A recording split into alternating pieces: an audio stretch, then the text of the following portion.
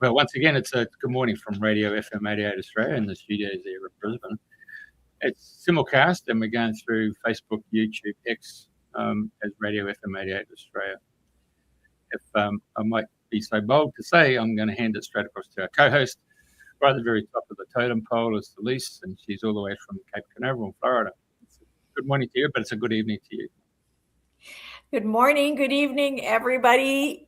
Always grateful and honored to be in your presence. Thank you for being here. And today I'm very excited to have Christopher Jones, or for short, Chris Jones, with us today. This is going to be an amazing story. I really hope that you hang in there because it's going to be a lot of information. And Chris has an amazing story of awakening, as well as his book and how his book came to be. So Chris, welcome to the show. As always, and as you know, I would love you to tell us, how you got here to this place where you're at right now, and how is your spiritual journey and all that good stuff. So welcome. Hello, everyone. Thank you for inviting me. I guess we're talking to a worldwide audience, so wherever you're at, I hope you're happy and well. My name's Chris Jones. Christopher Jones is kind of my pen name. I'm kind of a mainstreamer, so I kind of came at this differently than most, I guess. I did 26 years in the U.S. military. Started off in the Army, the Air Force, and the Navy, which is kind of unique in and of itself. But as a kid, I guess I experienced some channeling, some interaction with other entities, and I kind of suppressed it because I was kind of made fun of or ridiculed or whatnot. I think I had like a near-death experience when I was like 8 years old, where I ended up. I used to love to take hot showers, and I took this real hot shower, and I didn't dry off afterwards. I'd come out of the hot shower, and I'd kind of lay on the bed. And this one time this happened, I kind of passed out and went somewhere. I call it falling up because I didn't really understand at the time, but I felt like I was falling. But then I ended up popping out of like a pool area, surrounded by all these orbs. And I felt so euphoric just being in the space with these entities.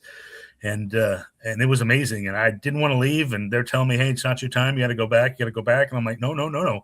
I want to stay. So it was amazing. And I didn't really understand that. Again, I haven't told a lot of people that. Even in my book, I wrote this book, and we'll get to that here in a minute. But this is the kind of the book. It's called Veilwalker. It's kind of about healing yourself, humanity, and the cosmos. I did 26 years in the military, and when I left the service, they pretty much said that I had severe PTSD. And for me, it wasn't one single event, so it was kind of hard to talk about. But at some point, just over the 26 years, my fight or flight just stopped naturally turning off on me. And the VA wanted to put me on some hardcore pharmaceuticals, and I kind of said, no, thank you. I'll find another solution. And I really didn't know what that solution was initially. But I went down to Peru, actually, and hiked from Cusco to Machu Picchu and met a bunch of New Agers, people that I would probably never hung out with in my military career. It took several months. I had some time between jobs and kind of changed my life. And during my trip in Peru, it was kind of revealed to me that I should look into flotation therapy. Again, I had this natural experience as a kid, but I don't think I'm a natural. I kind of suppressed it. So it didn't come naturally. So I need tools. And so for me, flotation therapy has kind of been an amazing tool to kind of take me out and kind of let me see beyond the veil. And I did a 30-day float challenge where I floated every day straight for at least an hour for 30 days. And towards the end of the 30 days, my intuition was off the charts. And my spirit guides were coming through very, very clearly and basically saying that I should write a book. Of course, they didn't give me a topic. They just said that I should write another book and, help the world awaken. And at first I kind of foo-fooed them and said, oh, no, that's too hard. I did write another book called Floatosophy when I first got into floating, which was kind of geared towards how to get the most out of your flotation experience. But that was, not very deep. It's a lot of pictures, a lot of, big words, or small words, big font. It's again just to help people get the most out of their float thing. But it was hard, and for me, the hard part of it was the formatting. The text and the content came out easy, but I wrote it during COVID, so I had time to kind of go in and deal with it. So that was my biggest thing here. Is like, oh, it's too hard to write a book. I'm not going to do one. So anyway, I kind of thought my spirit guides were crazy. And then I went home after my 30 days of floating, and I had like 3 days off where I really wanted to float, but I was like, no, I'm going to resist. And then this idea for Veilwalker kind of popped in my head, and it's really how to help people interdimensional travel. Now, I hate to put labels on things. There's lots of terms for it, astral projection, interdimensional travel, obviously, out-of-body experiences. They're all kind of lumped in the same, but it's basically, in my opinion, leaving this 3D world that we live in and going elsewhere. Of course, 5D is kind of the closest boundary that you're going to hit. And so this book is designed to give people tips, tools, tricks, techniques on how to make that happen on a consistent basis. Since when I told you my first experience was more of an NDE, I think, near-death experience. But when I was in Peru, I was taken on a journey. And basically on that journey, my guides took me right to the collective consciousness, or the Shonic records. And I sat in front of them, and they're like, ask anything you want. You'll get the answer. And I was in such awe of just being there. I was like, nope, I'm good. I don't need to know anything more. And then I left after that experience, and I'm thinking about it. I'm like, I in my mind, I really wanted to see, like the crucifixion of Christ or something like that, which something very 3D is where my mind would have taken me. But again, at the time I said, no, thank you. I'm good. And so that got me thinking, and my first one actually happened by accident in a float tank. I tell everybody, as you float, the deeper you go, I almost feel like you're spinning or falling. I told you as a kid, I felt like I was falling up. But you start to spin or fall, and then you feel your ego step in and say, oh, no, I don't want you to leave. And most people kind of jar themselves back to sleep and or awake and don't let them continue with the experience. But and this happened to me a few times before I was finally brave enough to say, hey, I'm going to follow this through. And I just kind of popped out, and I ended up somewhere in the universe, and it was amazing. And that kind of started my journey, at least intellectually, thinking about all of this. I hired for the Australian audience. I hired an Australian couple. Their name is Pete and Roxy. I paid them to take me on a formal med bed journey. And it was amazing. We went up and visited the Galactic Federation and did a med bed, and it wasn't so much about healing for me. It was more about reuniting with friends and people on the other side. So between all these experiences kind of convinced me that all this stuff is real. And like I said, I don't think I said it in the beginning, but when I was in the military, I was kind of a naysayer. I would have probably been the one to have rolled my eyes at somebody who said this and said, I don't believe it. So my second life, again, I started through floating. I own 2 float centers now, one outside of Washington, D.C., called Synergy Float Center. That was my first one. As soon as I started to get into it, that's the one I opened. And then now I've reopened a second one down in Florida on the Space Coast, where I've met our host. It's my goal in life. People find floating for various reasons. Some do it for aches and pains, some do it for performance, and others do it for spiritual things. That's kind of the beauty of floating, I think. The universe kind of gives you what you need, and you're probably not going to have an spiritual experience on your first couple times. But once you get comfortable enough and open everything up, then stuff's going to start to happen to you. And you'll be like me and be like, who was I just talking to? Or where did I just go? And it's kind of weird things like that. So, but hey, if you're in it just for the performance, that's good too. At the end of the day, I think floating makes us all better human beings, and it raises our vibration. And so it's my belief, and that's kind of the theme of my book is remembrance, that we've all had this innate ability to interdimensionally travel. And the goal of all of us is to kind of raise the Earth's collective vibration, so we can, make it out of the 3D realm, which is based on, in simplicity. I call it 3 terms, but it's based on fear, scarcity, and separation, right? And make it up to the 5D realm based on love, oneness, and abundance. So wouldn't that be beautiful if we can all experience those 3 things? So yeah. Absolutely. How old were you when you had this falling up experience? I think I was about 8 years old. Like I said, I didn't really understand it, and I didn't want to come back. I would have stayed there for all of eternity because I felt so euphoric just being in that space around those entities. I was like, oh, this must be what heaven is. But yeah, I was like 8 years old. But like I said, I never really told a lot of people about it. And I didn't even mention it in my book when I kind of led into how I got into all of this. Okay. And when you had the experience with, oh my God, the Australian couple, was that, was plant medicine used for that, or was it just hypnosis? It was complete hypnosis or meditation. I just laid down in a quiet space and brought Pete up on. I think he was on the phone on FaceTime. So if I looked at the phone, I could see him. But he said, "Hey, just put it down. He just really needed to hear my voice." In Peru, it was on plant medicine, so I needed kind of extra help. And again, the other times were in a float tank, so I kind of needed that extra boost. But Pete was able to do it naturally in the comfort of my own home here in Florida, right in my bedroom. So, like I said, there's multiple ways to do this, and if you have the right guides and right tools, and if it's meant to be, you're gonna get there. My book, I went in and did a bunch of research. So once I started writing the book, it was almost, there was stuff coming out in there that I didn't really consciously knew that I knew, I guess. And so I wrote for like 3 days straight, taking little breaks here to sleep, but I was really worried I would lose whatever I was channeling. But we talk about, I break out chapters. So if you wanted to actually do a med bed thing, I have a script, to connect with the Galactic Federation and do a medbed thing. Another journey I went on that I didn't mention before was I did a past life regression in a float tank. And I'd done those before early on outside of a float tank in just a typical environment. And I felt a little bit of connection, but not a lot. I realized that I don't do subtle very well. I need somebody to punch me in the face, and I need to realize what it is legit. And that's kind of why I like floating, because to me it's not subtle.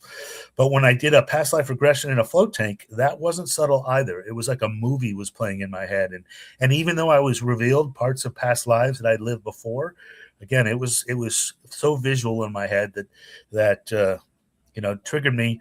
In my other past lives, I just get mad and pissed at everybody that kind of wronged me. But in this latest one, Jessica Bird, who did it for me here in Florida, and again, it was in a float tank, which is kind of another unique thing. Most people don't do hypnosis in a float tank, but she hypnotized me in a float tank, and this time around, like I said, maybe it was because I had seen it before, I'd feel it before. Instead of getting mad, I just kind of forgave everybody that wronged me. And at the very end of my journey, I felt all my guides were around me, and they were kind of applauding and clapping. That healing, forgiveness is kind of the critical thing, how to move on and get over this stuff. Yeah, absolutely. So in Peru, so one of the things I wanted to ask you when you were talking about Peru was, so you did plant medicine there, but you said the flotation thing came from Peru. So did you go to a floating tank in Peru, or the idea of going to a floating tank came to you? Yeah, at the time, and I don't know, I know float tanks are all over the world, so I don't know if they have one in Peru proper. I think I did hear that there was a center in Cusco, but yeah, it was the idea. I mean, and I didn't even know what floating was prior to Peru. So it was after my plant medicine, the next day we're all talking about our journey and whatnot. And again, I was there with a bunch of new agers that kind of done this stuff on the regular, were more informed than I was. And I said, hey, Mother Ayahuasca kind of told me about this floating thing. What is that? And they explained to me what it was. And it was actually the first thing I did when I went back to the States. I came back to the States and I found a float center. It was actually called Hope Floats in Bethesda, Maryland. I visited there, and I was working at the Pentagon at the time when I went to Hope Floats. And I remember, I did a normal work day, and I left at my 5 p.m. time. And for those of you who've been to the DC area, traffic is terrible, even though Bethesda is only, maybe 10 minutes away. It took me almost an hour to get there, and I was so frustrated and mad, and the place didn't have parking, so I had to circle around a while. Oh, God. And I basically, I'm walking in the place, and I'm telling myself that I'm just throwing good money away for bad, but I've made this appointment. I'm going to go ahead and do it. And it was night and day. I mean, like I said, I don't do subtle. It was like somebody punched me in the face. I came out of my float, and I was like, oh my, this must be what it feels like to have your nervous system, fully shut off. Like I said, my fight or flight was kind of stuck on, and I'd never been in that rest and relaxation space in a while. So it was amazing. I remember driving there, people cut me off of the road, and I'm yelling at them and getting mad and flipping them the bird. And after my float, I'm still in rush hour, but I'm driving home, and I lived in Old Town Alexandria, which is also where my float center is up there.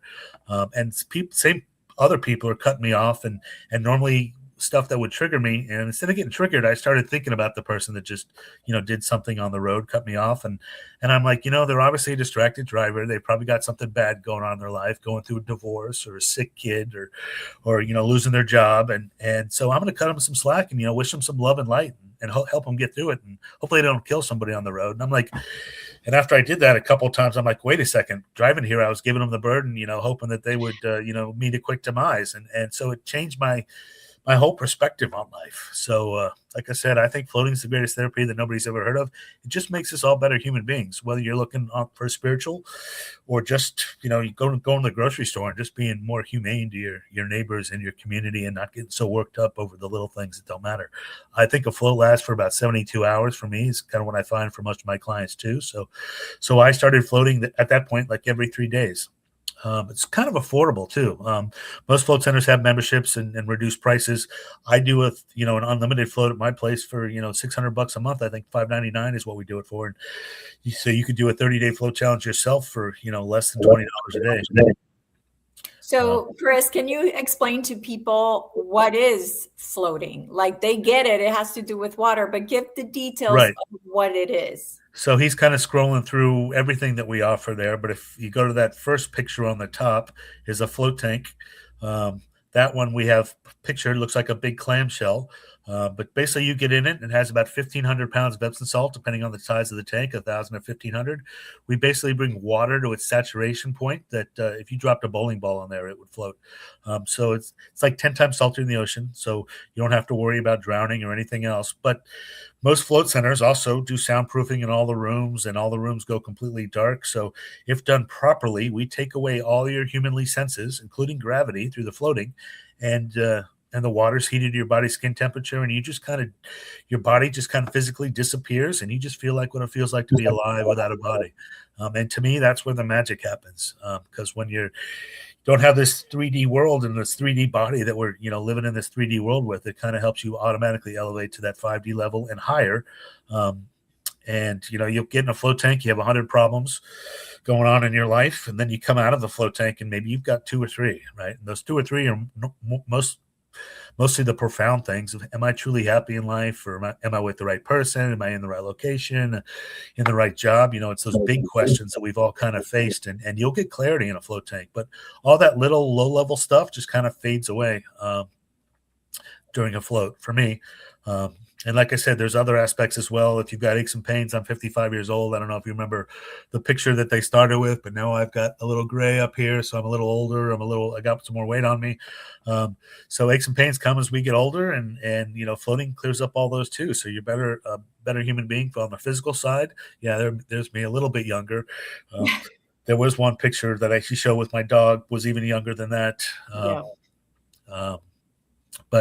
And like I said, the spiritual side sneaks up on you. Nobody's going to tell you, at least if you're in the right float center, that they're not going to tell you what to believe, but you're just going to be in a tank. And I remember I had one experience. I'm floating and I get very comfortable and I drift off, and I know it's going to sound awful boring, but I'm sitting here, I'm putting this puzzle together with like my best friend. And I just feel euphoric. We're having the greatest time. We're cracking jokes and talking about all these things. And every once in a while, I'll hold up a piece of the puzzle and say, you see where this fits? And then we talk about it. And then 20 minutes into this thing, I asked myself, I'm like, wait a second, who am I talking to? I don't have a best friend that I'm this tight with. And it was Source. It was God. I was talking to God or Jesus or whomever you want it to be. And it wasn't a God that I was brought up that would condemn me and hate me and yell at me for doing bad stuff. He was a God that would unconditionally love me no matter what. Some of these pieces I was raising, and that's the other part of this thing. Turns out this puzzle, which started off in my mind like 200 pieces, each piece was like an experience in my life or something I'd done. And so I'd hold up a piece and kind of relive the experience as I was holding the piece. And sometimes Source would tell me, does that piece even belong in this puzzle? And I'd think about it and say, no, maybe you're right. And I'd kind of throw it away. And what started off as like a 200-piece puzzle ended up being like a 12-piece puzzle when it was all said and done. So I know there's multiple messages at that level, but I just couldn't believe that I was hanging out with Source or God or Jesus, and they weren't yelling at me for being a bad person and all the sins I'd done. They're like, I'm going to love you regardless, right? A little disappointed in you for some of this stuff, but hey, that's part of being human. That's part of living the 3D experience.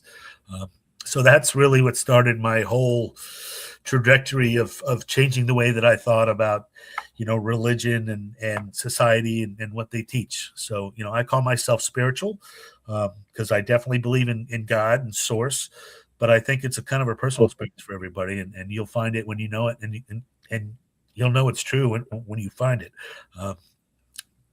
Yeah, absolutely. And David Pace was asking, does the float tank have salt in the water? Yes. Yeah, it's about 1,500 pounds, 1,000 to 1,500 pounds in the water. The salt is actually really good for your skin too. It's Epsom salt. It's really like an Epsom salt bath on steroids. But and of course, I don't really care. I put these beauty bars in my spaces so that people can do their hair and makeup afterwards. But most people come out of a float and they're feeling so good on the inside, and they realize how unimportant the outside is that they don't even spend any time in my beauty bars. But yeah, it's good for your skin. It's good for your hair. It's like I said, the worst thing that I've heard about floating is you're going to get salt in your ears. And a lot of float centers will give you earplugs that you can prevent that. To me, the salt is kind of healthy. My float centers, we put give you some vinegar and some Q-tips that you can clear the salt out. I don't wear the earplugs. Again, I've got good soundproofing in my place. I'm on the Space Coast of Florida, and we even get rocket launches down here. And you may feel the vibration in the water of the rocket launch, but you're not going to hear the launch proper because we've soundproofed it so much. Yeah, absolutely. I mean, I've been there, and for me, I'm getting used to it, and every time it gets better and better.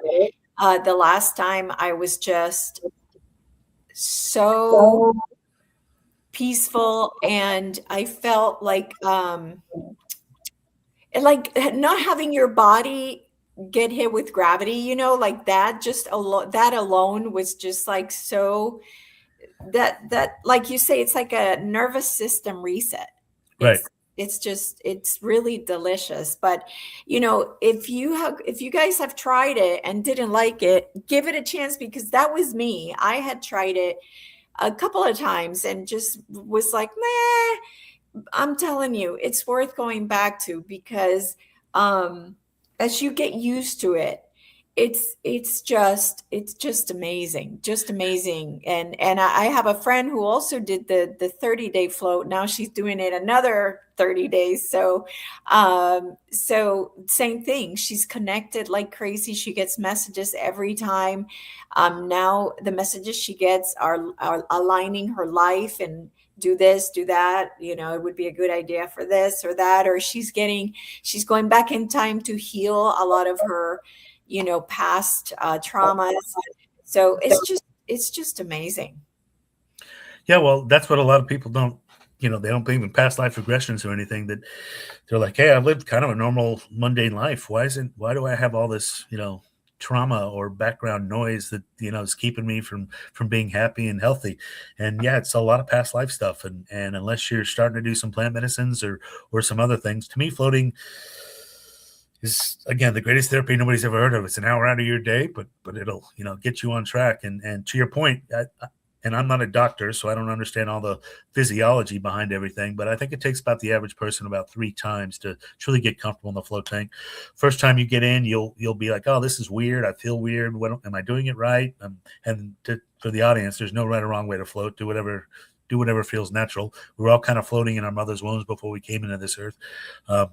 So it's like really towards the end of your first hour, you're like, oh, there's that piece I was thinking about. This must be what everybody likes. And then it's over and you're like, oh, next time you'll come back, you'll get little bit longer in the piece. And by the third time, it's kind of a charm. And again, a good float center is going to talk you through all of that and offer a discounted special to get you into and out of it for 3 times. I think in mine, we offer to you for $150 for 3 of them. So it's like $50 a float to get you in and get you out. And you can't even get a massage for an hour for that price, in our town. So, and then again, if you're going to do it on the regular after, most float centers offer memberships that'll discount it for you, and you can do it frequently.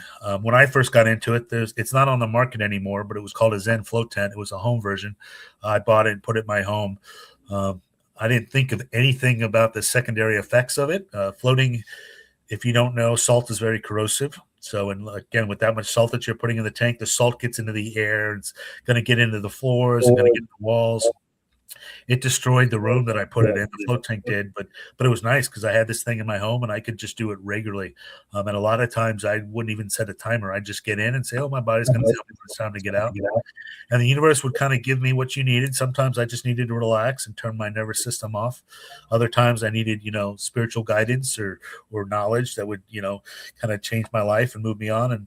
And other times, I just wanted to play a little better golf game because I'd be going out golfing with the guys, right? And I wanted to score a little bit better. So I even floated all night long in a float tank once. We had a rough day at work, and we were going to go out to the bar afterwards and kind of drink it off. And I said, let me go into the float tank first. And I didn't set a timer. And I woke up the next morning and I didn't know what planet I was on. I was so relaxed. So you can sleep in these things. At my float center, again, we'll let you dictate how much time you want to do in a center. We've had people try to spend the night. I don't think everybody's fully made it, but yeah, I encourage people, do what you feel is a calling. I kind of wrote my bridge. Wrote my book as a bridge. We were talking about this the other day. I kind of anchor each chapter in a quote by a famous person, Einstein or somebody else that we would recognize in this 3D world to help people realize. And I also go into a lot of the history of the cultures and even cite Bible verses and stuff out of the Quran and other religions where people have done interdimensional travels, talk to the burning bush and this and that. It's historically, it's all been there. Like I said, it's kind of been suppressed and nobody really talks about it, but it isn't weird, right? You shouldn't look at it as weird. It should look as a natural thing to be able to interdimensionally travel and leave this 3D world and go elsewhere. And of course, I talk about multiple dimensions. I think I go up to 10 or 12 dimensions. There's not a lot of science behind this, so it's hard to find a lot of backing. But again, I'm a feeler, so I kind of feel with what I'm told, and I've visited a bunch, and each one kind of has a different purpose, and there's different beings that kind of hang out. Some have physical forms, some have light forms, and so you kind of get what you need when you go on these travels. And so, but yeah, I try to anchor the book. I view myself as a bridge. Again, I was a mainstreamer, and I kind of sit at the bridge, and I'm trying to wave my hands, tell the mainstreamers, hey, I'm happy to walk you across the bridge over to this other side to see what's over there. I'm not going to, I'll ask questions and give you help and guidance. But again, I think it's your own kind of journey, and I'm not going to pressure. I kind of meet people where they're at. And again, the goal is to, elevate the vibration of the population of the earth so that we can kind of elevate the planet and all kind of live in that 5D dimension. So yeah, I've got 2 websites for my float centers, and then I've got a website for my books. It's veilwalkerlearning.com, which is up on the screen. Like I said, if you want to get more in float tanks, I wrote that book. If you ego deaths, it talks about past life regression in a float tank, and it's all yourself. Like I said, I did a hypnosis with a professional, but I wrote the book so that you can kind of do it all yourself when you get into a float tank. And then I kind of in the book I talk about what a Veilwalker is, and yeah. So I want to talk about that. What is a Veilwalker? So it's basically somebody who sees beyond the 3D. And kind of knows that there's more beyond this 3D world. And like I said, it's kind of a natural thing. I think most people approach it when they read it and see it and go, like even me as a kid, I'm like, I thought I knew there was more out there, but I remember getting thrown out of church and having other bad experiences that I was like, oh, I you don't want to talk about that with other people. But I always kind of knew there was more. I felt there was more. Even in the military, I felt like a square peg in a round hole, right? I followed all the rules and everything that they asked me to do. But at the end of the day, I was like, I'm not really sure this is my path. So I tried to approach it from that as any mainstreamer that's kind of right on the edge and they're not really sure what's going on, but they feel a calling. they feel they see little idiosyncrasies in the world around them, a lot of numerology, and like I was on the road to visit my mother for Easter the other day, and my and of course I go there all the time, so I kind of know my route. But my GPS just all of a sudden acted up and said, "You need to get off," and I was like, "What's this saying about?" But I'm like, okay, maybe there's traffic ahead. So I got off the road, and it took me to this little podunk town. But it was also right at the point where I was starting to get real frustrated with the drivers around me. And I look at it now, again, everything's a sign. I may have had a traffic accident coming up down the road or something.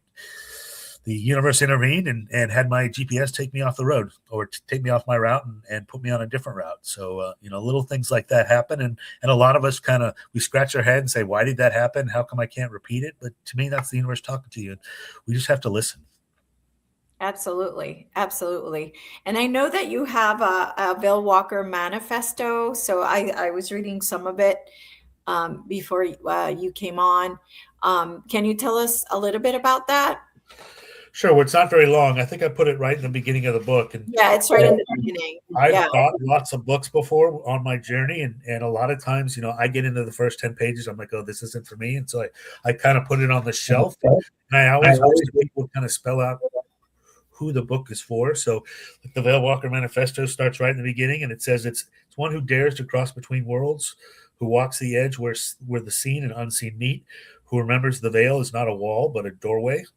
A Veilwalker is an interdimensional travel, venturing beyond time and space into realms of truth and vision. A healer, mending wounds within self. The lineage, humanity and earth. A bridge, carrying wisdom from beyond the veil back into the 3D world. A citizen of the cosmos, standing not only as a child of earth, but as akin to the stars. To be a Veilwalker is to accept a calling, to awaken when the world slumbers, to choose love when fear is louder, to serve when service is costly, to remember when forgetting is easier. The path is not for the curious alone. It is for the seekers who have felt the veil brush against them in dreams. It is for the ones who see synchronicities and know they are messages. It is for those who hear the whisper, there is more. The Veilwalker's journey is not easy. It will challenge, break, and remake you. It will test your courage, your faith, and your willingness to serve. But it will also awaken you to who you truly are. Source walking in human form. This book is not just a guide. It's initiation, a compassion for those who are ready to step into their role. The veil awaits. The journey continues. The invitation is now. Beautiful. So with that said, tell us about the book. What did you learn? What things did you were like, oh my God, people have to know about this? Tell us about all that. Like I said, for me, it was a lot about the dimensions and where entities reside and why they reside there, and the purposes of these various entities. If you wanted to heal, for instance, there's a dimension and beings that you can interact with that are going to help heal you, and I have a script for that that'll help you guide you to that. Okay. So I'll just pull one out here. So you're saying the script is actually in the book? Yes, there's scribbles in the book. Okay, got it. In the book, and so this is for like a galactic federation journey, right? And so these are symbols that if you meditate, visualize these symbols, as it'll kind of what the collective recognizes, and the collective will jump into your journey. I give a lot of other sacred symbols. There's a lot of the book is a little bit more expensive than your most because it's all color. But I think it's important for the visualization that people see the colors and are able to look at the flower of life or Metatron's cube, because that's part of the script. And again, I talk about tools too, lighting incense, using gems, being in a comfortable space. I call it forest bathing, but I find going off on a hike in nature and sitting behind a tree is another good way to do it. But to me, the best way I found is floating, because even sitting behind a tree, it's kind of nice, but then a butterfly is going to land on my knee and I'm going to start to interact with the butterfly and not so much the interdimensional beings around me. Like I said, I wish I was more talented that I could just do this on my own. And there's some people out there that are, right? That's kind of when people ask me, well, what do you think about Jesus or Buddha? I'm like, they're ascended masters and they were more evolved than the rest of us. And but yeah, there I talk about all the Ds, the 12 dimensions and what they do. And that's something that was all kind of channeled to me because I didn't really know it. Obviously, I knew about the third D. I'd heard about the 5D, but I really didn't know the differences between all the different dimensions. And So can you tell us a little bit about that? Well, there's kind of a lot there. We could probably go on all night, but if you had a question about a specific one, I'm happy. Well, just like a summary. Like I know 5D is about becoming love and all about love, and we are usually, I correct me if I'm wrong, we're physical, right? We can touch in whatever. So, but once we get past the 5D to the 6D and 7D, is it that it's light beings, right? There's light beings. There's also physical beings. I mean, Okay. the Galactic Federation's up there. I think they're in one of the dimensions as well. So we were kind of talking the other day that they can all see downwards. So if somebody's in the 5D, they can see the 3D, but we can't see upwards. There was an old book out and a movie was done on the Celestine Prophecy. And when I first saw it, I was kind of scratching my head because I didn't really understand it. But then after I started understanding all the dimensions, there's a portion of the book where the Peruvian army's kind of chasing them and they seem like they're cornered and they all just kind of disappear. And I'm like, what's going on there? That doesn't make any sense when I saw it, without this metaphysical belief behind it. But they basically elevated the 5D and the army folks weren't able to see them and they were able to kind of hide. And so that's also, our loved ones, ghosts and unicorns and all these mystical creatures that we're told about, they hang out in the fourth D as well. I go to a fairy garden all the time and I'd love to say that I saw fairies all the time, but I don't. The friend I go with a lot, she sees them a lot more than I do. But and I think you said you've seen them. They're little lights, little spheres. On video, not like with my eyes. Right. You see all these videos of Bigfoot and stuff like that too, and you'll see a lot of spheres associated with that as well. And again, I think Bigfoot operates on that fourth dimensional, and he's able to he's a Veilwalker. He goes back and forth between the veils, which is why there's no physical evidence of why it's hard to find them, and they reveal themselves to the people who are kind of know. Yeah. Absolutely. So, but yeah, I get specifics of a lot. I think I'm a starseed. That's not really my area of expertise, but I've got friends that are really into this, numerology and your birth sign and all that stuff. So every time I do one of these past life journeys or one of these interdimensional travels, it's almost like I'm meeting old friends, which and I know a lot of you probably rolling your eyes right now. And part of the book talks about that. There's a whole integration thing of, how to get by in the 3D world with these thoughts. And the biggest thing is finding your community. And if you're listening to this podcast or watching this podcast, you're probably with the right people. So you've kind of found your community. You just need to learn to let go. You don't have these conversations because it's healthy. But you got to be careful where you do it too. If you're just, my friends and family think I'm off my rocker a lot of times, right? I just kind of shrug my shoulders. And like I said, I try to meet people where they're at. There's no judgment on my part. It is what it is. And when they're ready to listen or awaken, I'm there for them, but they'll do it on their own time. Yeah, no, absolutely. Absolutely.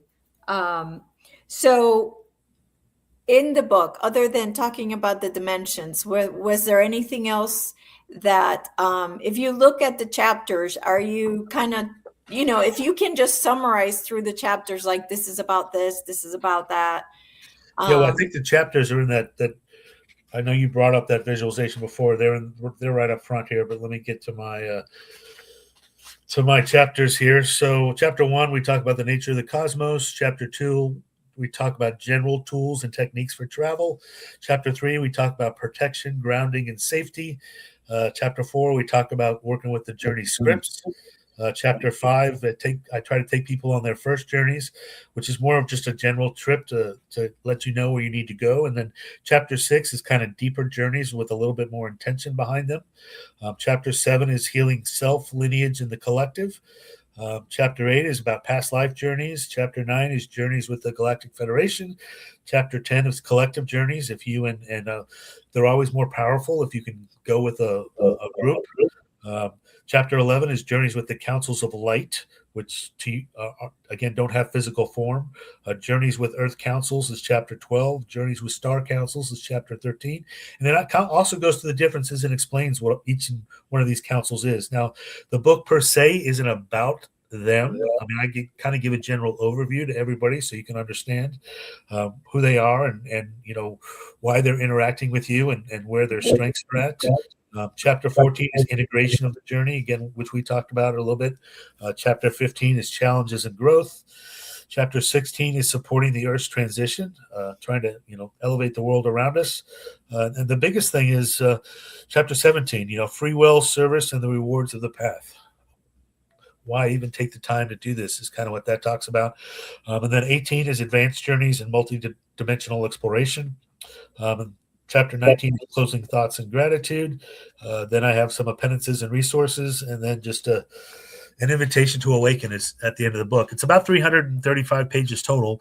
Like I said, when I first started out writing it, I didn't know how long it was going to be or my first book is only like maybe 100 pages. So when this one turned out to be so big, I was like, wow, what's going on? But it was an important message to get out there, and I'd finish something and then I'd go back and read it and be like, I don't fully understand it. So I tried to write it in layman's terms to give everybody a little summary or some background so that somebody's just not throwing out a term what a light being is. And I don't put that in context. So I have some people that have read it that are kind of advanced and said, well, it's a nice read. It's an easy read, but it's kind of basic. And it's designed to be basic. It's designed to be for someone like me who's just kind of waking up and realizing there's more out there, and how to take that to the next level and do something with it.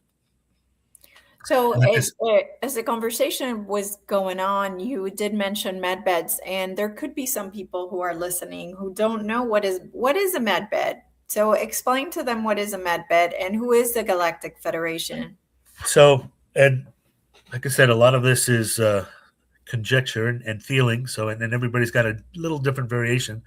But, life is about, at least 3D life is about duality. There's good and there's bad. And there's been this entity that's kind of hijacked the Earth on the bad, which is kind of, everybody kind of knows what it is to be living on this Earth. And then there's the Galactic Federation, which is another group of entities that the bad together as one were too powerful for them. So they had to kind of team up, and they kind of watch Earth from afar and kind of keep it from getting too bad here and make sure that, free will is honored. I mean, there's some, and it's interesting, people, it's a lot like Star Trek. And some people said actually the Gene Roddenberry that wrote Star Trek channeled a lot of the stuff that he talked about that.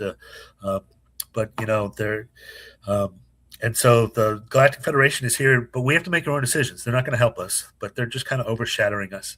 But they have a lot of technologies, and including a med bed. And a med bed, like I said, I took this journey with Pete and Roxy, and we just went up to this spaceship for the Galactic Federation, and they had these beds. They just look like hospital beds. Mine had like a cage around it, so it was like a bed with a barrier around it, and you just got in the middle of it, and then it used all kinds of energies to kind of heal you.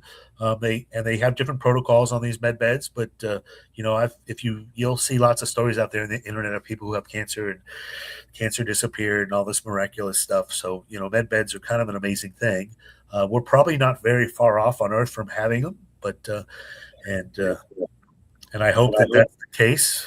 Like I said, I think Big Pharma is kind of hijacked us a lot, and pills, have their purpose and everything, but I think we can all kind of do it naturally. So I don't mean to badmouth Big Pharma, but you should have holistic healing without all the side effects and that do well for people. And that's kind of what a med bed is.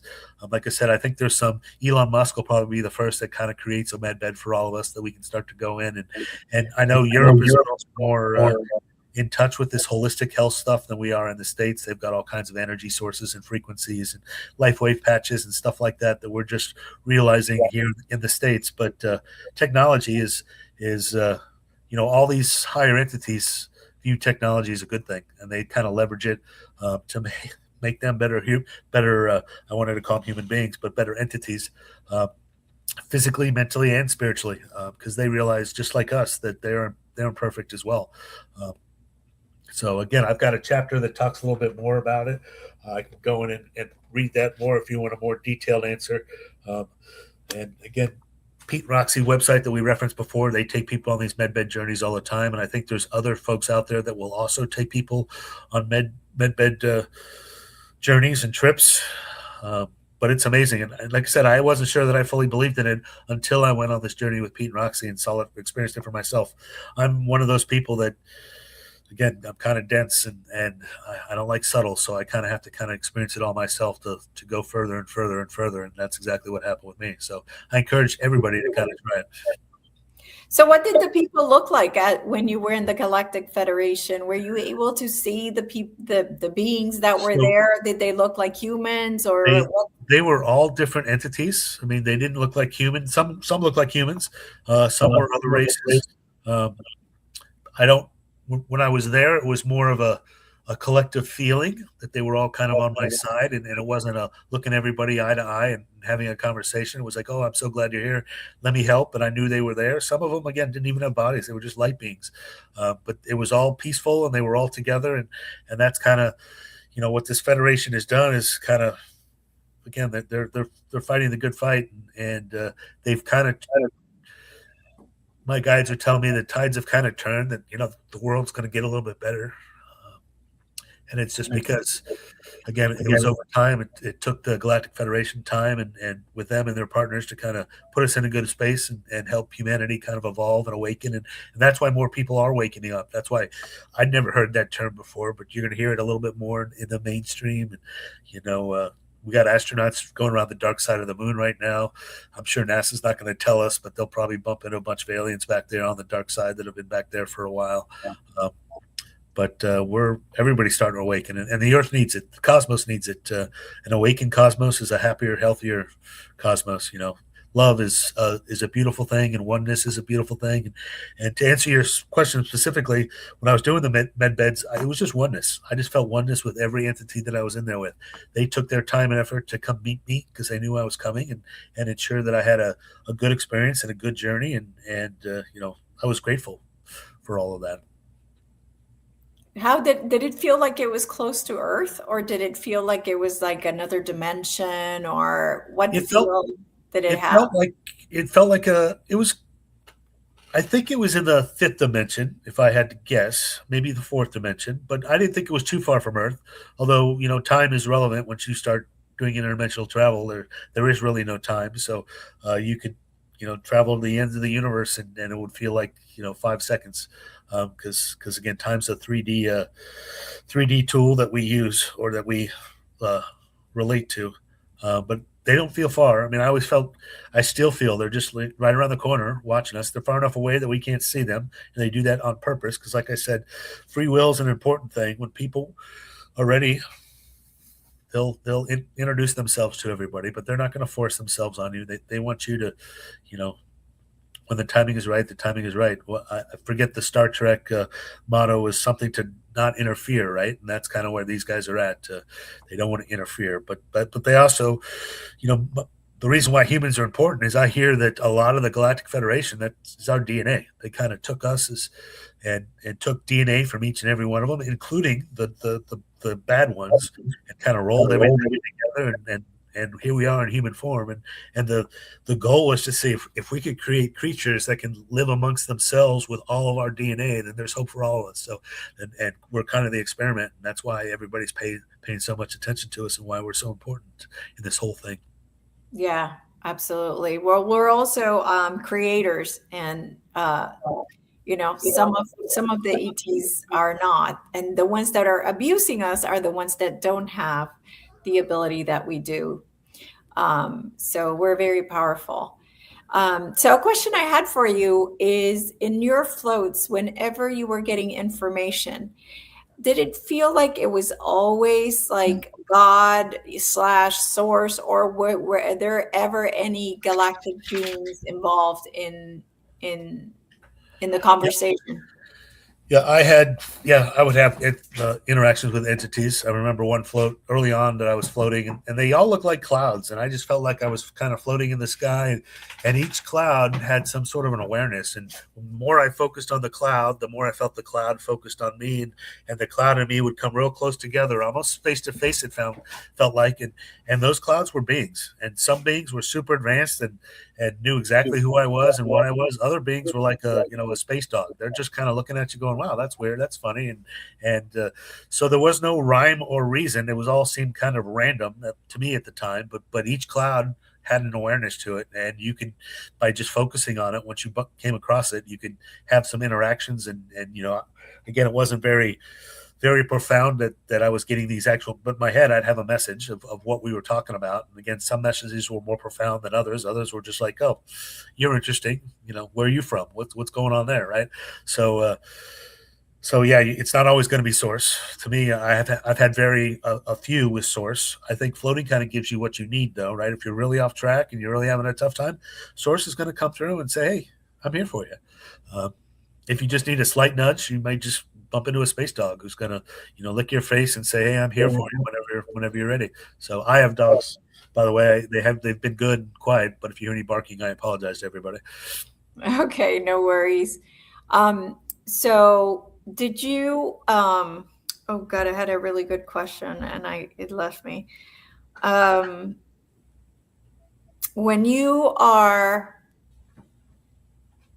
it had to do with talking to source, but I can't remember right now what it was. Well, I think source wants us to do this. I get a lot of people that I talk to that are very religious, and they're like, "Oh, it's counter to everything." You're going to see one of my dogs here. He wants to come up and say hi. Sorry. Yeah. But I get a lot of people that say you're going against source, and I'm like, I don't think I am. What? I'm in alignment with source, right? He wants us to travel. He wants us to realize that he's there, and every dimension that we travel further, we get kind of closer and closer to source. So it's kind of it's a good thing. And like I said, in the book, I cite lots of religions used to use this as a practice to do all this stuff, especially the Hindus and the Buddhists and stuff like that. So yeah, source is in alignment with all of this. I don't know if that was your question. I was kind of foreleading it a little bit. Hey, get down. Yeah, no, that wasn't it, but I can't remember. I mean, all that comes to mind is there are a lot of entities out there, good and bad. And so, but you did mention you have a protection section in the book. So I imagine that's something that you do before intention. Okay, I remember now. Right. Do you put any intention before starting? Do you program your matrix before you go into these floats, or you just let whatever come? So I always try to have an intention, but I try to keep the intention very broad. It's not like, "Hey, what are the lottery number winners going to be for this weekend's lottery," right? Because universe is probably not going to give you that, because you don't really need that. We're getting off on a tangent, but most people are more unhappy after they win the lottery than winning it. But so I set a very broad intention of, "Hey, give me what I need, or help me realize what I need." Intention and expectations get confused a lot by people, so I always try to have people, don't have an expectation going into it, because you're probably going to be disappointed, because what you think you need is not what the universe realizes you need. So broad intention, don't limit yourself.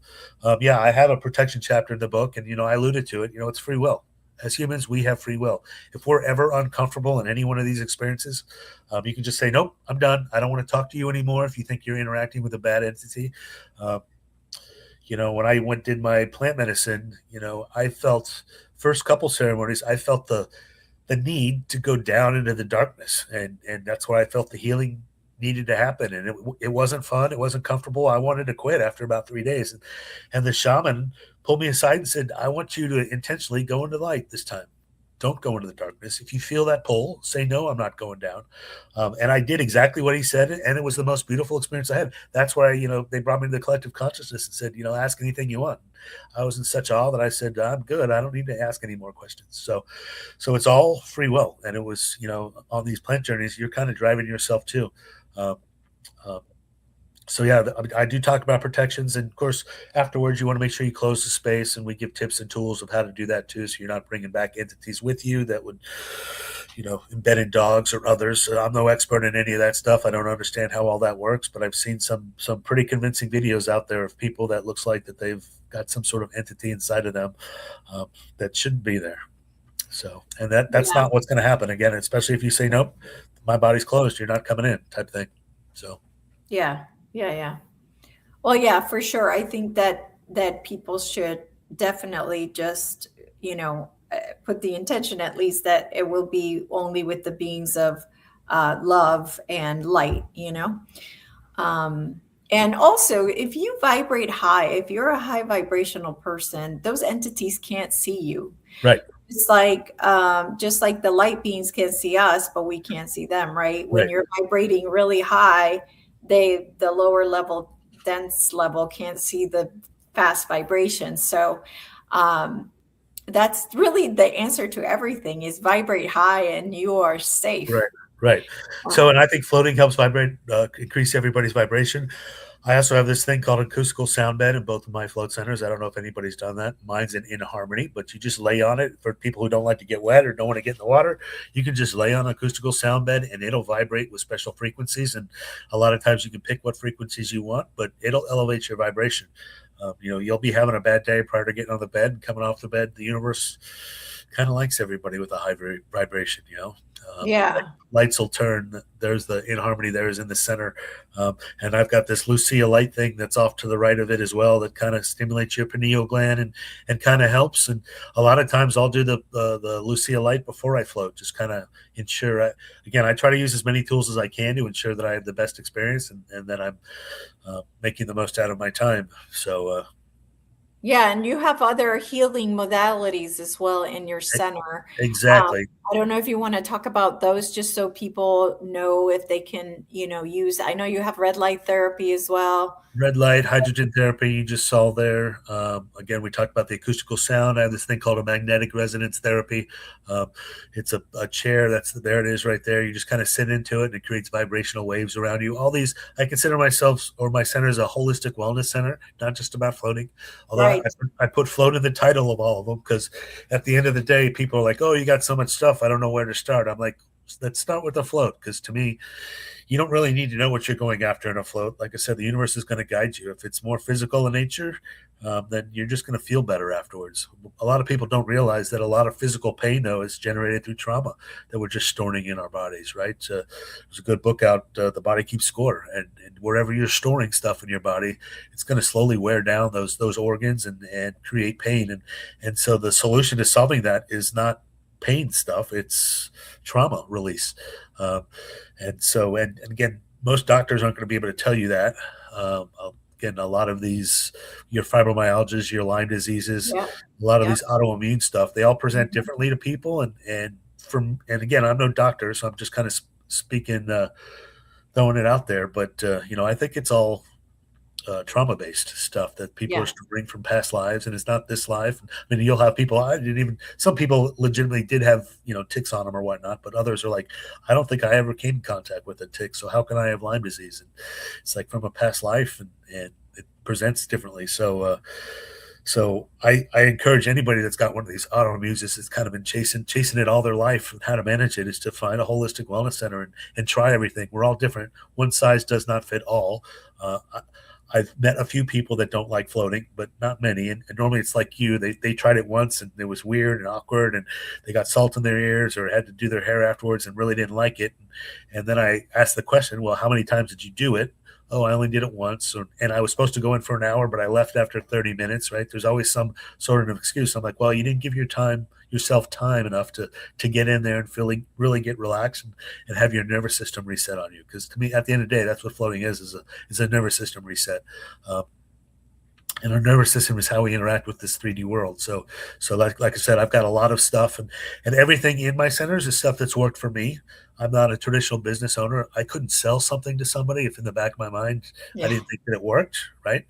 But I always preface it, just because it worked for me doesn't mean it's going to work for you, which is why, again, I throw out options and encourage people to, shop around, find the right place. So most float centers are great. Some maybe not so great. And so if you try it once and you didn't have a good experience, maybe go to a different location and try it again. Don't just completely write it off. But and I encourage everybody to float on or about their birthdays. I try to float on or about my birthday, and I set my intention to go back to my earliest childhood memories. And you know, I believe in pre-birth memories, and you know, Yes. all this was kind of spelled out to us. We knew what we were getting ourselves into before we were born. You know, our soul contracts and everything else, and then doctor slaps us on the butt and it's all downhill from there, and we forget everything. So I keep trying to go back, and I want to have those memories so I can kind of understand why it was that I put myself through this. And each year, I mean, I've never gone back to pre-birth, but each year I do get back further and further and further. And there's a lot of trauma that happens to us as kids that we don't know how to process it. Like I remember one little story or visualization I got. I'm standing next to my mother's leg at the stove, and I'm reaching up towards what I only assume is a hot stove. And she sees me and says, no, and slaps my hand. And I go running off to my room thinking my mother didn't love me type thing. And I carried that with me for like 50 years. And again, when I saw that in a float tank, I'm like, oh, it's in fact that she did love me and didn't want me to burn my hand is why she reacted the way she did. But I just didn't know how to process it. So little things like that, I think, happen to us all the time. And again, I'm no professional or doctor, but I'm sure they can tell you that's kind of par for the course. Yeah, absolutely. Absolutely. Well, I mean, I can't believe time has flown by. I am so grateful and just that you came in such short notice, but I'm sure it was meant to be. I want to tell everybody to please check out your book, especially if you're new to all of this stuff, of the galactic stuff, of the dimension stuff. Like this sounds like it's the perfect book to start, you know, moving from that 3D to the 5D, of that bridge that we talked about. So Chris, thank you so much for coming and being here with us, and thank you for your service to humanity. It really is obvious that that's why you're doing this, and I'm just so grateful that to have met you and to just be grateful and not grateful that your center is close to me, and thank you for being here. Well, thank you for having me on. And if anything I said resonated with anybody and you have questions, feel free to reach out. They're going to post my contact information. So I'm here to help all. Like I said, no judgment on my part. There's no stupid question. And I'll do my best that I can to meet you where you're at. Wonderful. Thank you so much, Chris. Thank you, everybody, for being here. Hope to see you next week. Bye-bye. Bye-bye.